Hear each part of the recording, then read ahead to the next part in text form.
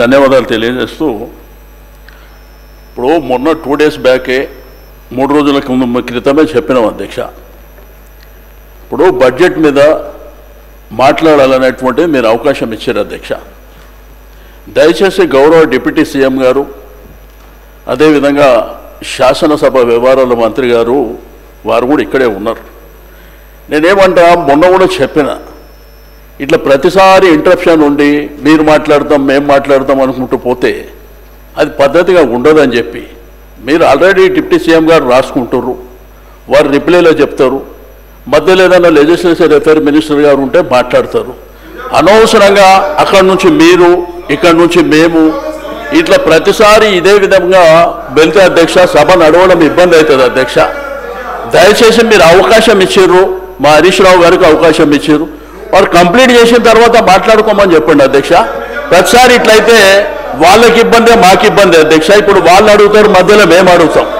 కాబట్టి దయచేసి మీకు రిక్వెస్ట్ చేసేది, దయచేసి మధ్యలో ఎవరికి అవకాశం ఇవ్వకుండా వారు కంప్లీట్ చేసిన తర్వాత మీరు మాట్లాడుకోండి. సార్ అధ్యక్ష, శ్రీనివాస్ యాదవ్ గారు నీతులు మాకు చెప్తా ఉన్నారు అధ్యక్ష. అటువైపు కూడా అందరికి చెప్తే బాగుంటుండే అధ్యక్ష. రెండవది, నేను దయచేసి హరీష్ రావు గారిని కోరుతా ఉన్నాను. Is a senior member, he held legislative affairs ministry, also finance minister. Slogans అనేది సరికాదు అధ్యక్ష. Let him put forward his view points. We are here and honourable deputy chief minister taking the notes. వాస్తవాలకు దగ్గరగా మాట్లాడండి అధ్యక్ష. మా సభ్యులు కూడా ఉన్నారు, మొత్తం యావత్ రాష్ట్ర ప్రజానీకం కూడా వింటా ఉన్నారు. ఈరోజు వాస్తవానికి దూరంగా మాట్లాడి స్లోగన్స్ ఇచ్చే కార్యక్రమం చేస్తే డెఫినెట్లీ సార్ అధ్యక్ష, ఇక్కడ కూడా ఉన్న మా కాంగ్రెస్ పార్టీ శాసనసభ్యులు ఎందుకు వింటారు అధ్యక్ష? ఎందుకు వింటారు అధ్యక్ష? ఇష్టారాజ్యంగా అడ్డగోలుగా సత్యదూరమైన మాటలు మాట్లాడితే కూర్చోమంటే ఎందుకుంటారు సార్? మీరు సత్యం మాట్లాడండి, వినడానికి ఆస్కారం ఉంటుంది. మీరు చెప్పేదంతా చెప్పుకుంటూ పోతా ఉన్నారు. దయచేసి అధ్యక్ష, ఇప్పటికే 35-40 నిమిషాలు మాట్లాడారు వారు. దయచేసి మొత్తం అన్ని సబ్జెక్ట్స్ అయిపోయినాయి అధ్యక్ష. వారిది సబ్జెక్ట్స్ అన్ని మాట్లాడిండ్రు. మహిళల గురించి మాట్లాడిండ్రు, సంక్షేమాన్ని గురించి మాట్లాడిండ్రు, విద్యార్థుల గురించి మాట్లాడిండ్రు, ఉన్న సబ్జెక్ట్స్ అన్ని మాట్లాడిండ్రు, పరిశ్రమలకు సంబంధించి అన్ని సబ్జెక్ట్స్ మాట్లాడింది. మళ్ళీ ఇంకేంది అధ్యక్ష? దయచేసి కంక్లూడ్ చేయమని కోరుతా ఉన్నాను అధ్యక్ష.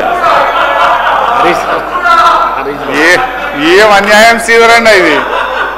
అధ్యక్ష, శ్రీధర్ బాబు గారిని గౌరవిస్తూ వారి మాటల్ని పాజిటివ్గానే తీసుకుంటున్నాం అధ్యక్ష.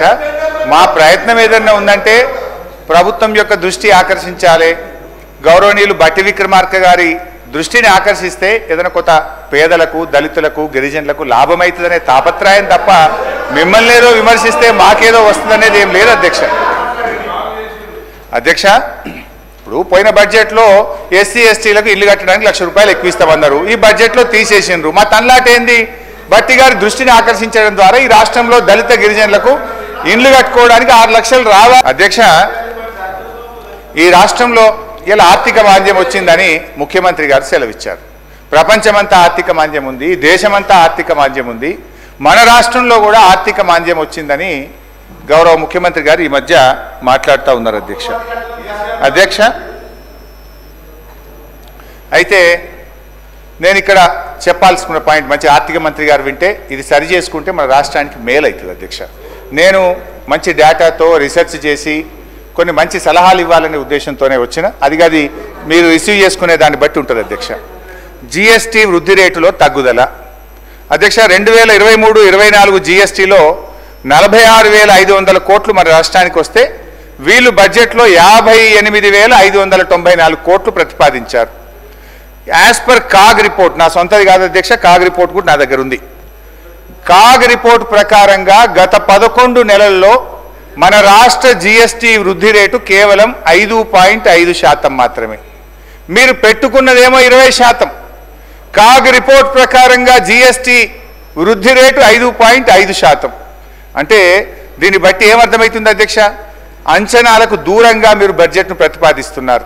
ఎట్ ద సేమ్ టైం అధ్యక్ష, మన పక్క నుండే కర్ణాటక 10.72% వృద్ధి రేటు, మహారాష్ట్ర 12% వృద్ధి రేటు, దేశ వృద్ధి రేటు 10%గా నమోదైంది. అంటే ఆర్థిక మాంద్యం దేశం అంతా ఉండాలి కదా, కర్ణాటకలో ఎందుకు లేదు, మహారాష్ట్రలో ఎందుకు లేదు, దేశంలో ఎందుకు లేదు, తెలంగాణలోనే ఎందుకుందో ఒక్కసారి మీరు ఆత్మవిమర్శ చేసుకోండి.